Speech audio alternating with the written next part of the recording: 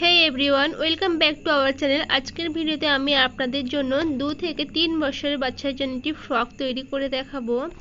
তার জন্য আমি এখানে কাপড়টিকে 4 ফোল্ড করে রেখে দিয়েছি। প্রথমে আমরা ব্যাক পার্ট এবং ফ্রন্ট পার্টটি কাটিং করে নেব।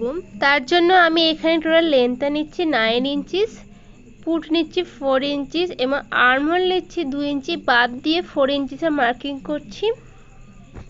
এরপরে চেস্ট নিচ্ছি আমি এখানে 6.5 ইঞ্চিস এবং নিচে আমরা কোমরের মাপ দিচ্ছি 5 ইঞ্চিসে। এরপরে এইভাবে সবকটি মিলিয়ে নিয়ে আমরা এটি কাটিং করে নেব।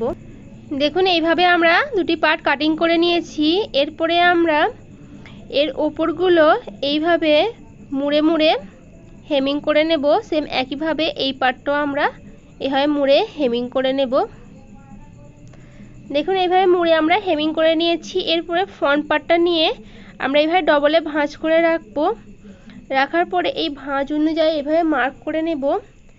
এরপরে আমি এখানে 2 ইঞ্চি চড়াটি পট্টি কাটিং করেছি। এটা ডবলে এইভাবে ভাঁজ করে ঠিক মিডিলের ভাঁজ থেকে হাফ ইঞ্চি দূরে রেখে এইভাবে সেলাই করে নেব। এরপরে এটাকে ঘুরিয়ে এইভাবে আমরা সেলাই করে নেব। আমরা এখানে দুটি নিচের পার্ট নিয়ে নিয়েছি, যা চড়াটা আছে 22 ইঞ্চি এবং লম্বায় আছে 12 ইঞ্চি।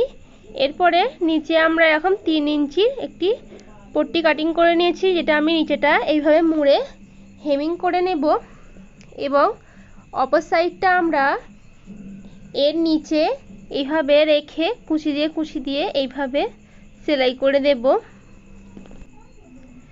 তাহলে দেখুন এইভাবে আমরা দুটো পার্টে কুচি দিয়ে সেলাই করে হেমিং করে নিয়েছি। এরপরে আমরা ফ্রন্ট পার্টটি নিয়ে নেব। তার উপরে একটি পার্ট এইভাবে রেখে কোমরটা আমরা কুচি দিয়ে এইভাবে জয়েন করে নেব। সেম একইভাবে আমরা ব্যাক পার্টটাও করে নেব। দেখুন এইভাবে আমরা রেডি করে নিয়েছি। এরপরে এর উপরে আমরা ব্যাক পার্টটা রেখে সাইডগুলো আমরা জয়েন করে দেব। তাহলে দেখুন এইভাবে আমাদের পুরো ড্রেসটি কমপ্লিট হয়ে গেল। শুধুমাত্র আমাদের আর্মহোলটা বাকি আছে।